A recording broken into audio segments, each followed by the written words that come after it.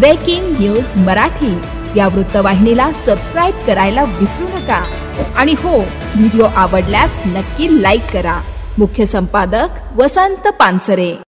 Shahapur आगारातील buses बेधक्का, जीव मुठीत घेऊन प्रवाशांचा भंगार बसेसमधून धोकादायक प्रवास।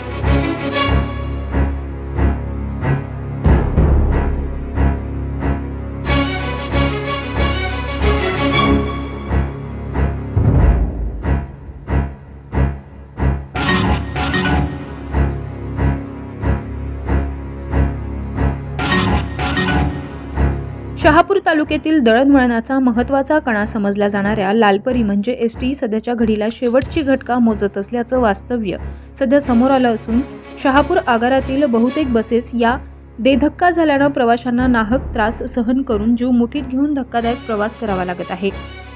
ठाणे जिल्ह्यातील एकमेव आदिवासी तालुका असणाऱ्या शहापूर तालुक्यातील ग्रामीण भागात आजही दळणवळणाचे मुख्य साधन म्हणून एसटीकडे बघितलं जातं।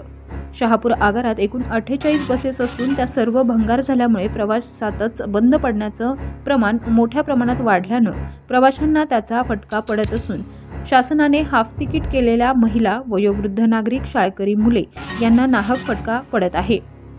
मिळालेल्या माहितीनुसार अनेक वर्ष झाली नवीन बसेस शहापूर आगाराला मिळालेल्या नसल्यामुळे चालक वाहक यांना कालबाह्य झालेल्या भंगार बस घेऊनच गावोगावी जावं लागत आहे। अनेक बसेसला तर चक्क दरवाजे नाहीत, खिडक्या तुटलेल्या आहेत, पत्रा सडलेला, हेडलाईट नसणे, बॅटऱ्या खराब असणे, काचा फुटलेल्या, ब्रेकडाऊन अशा बसमधून शहापुरातील प्रवासी धोकादायक प्रवास करत असल्याचं समोर आलंय।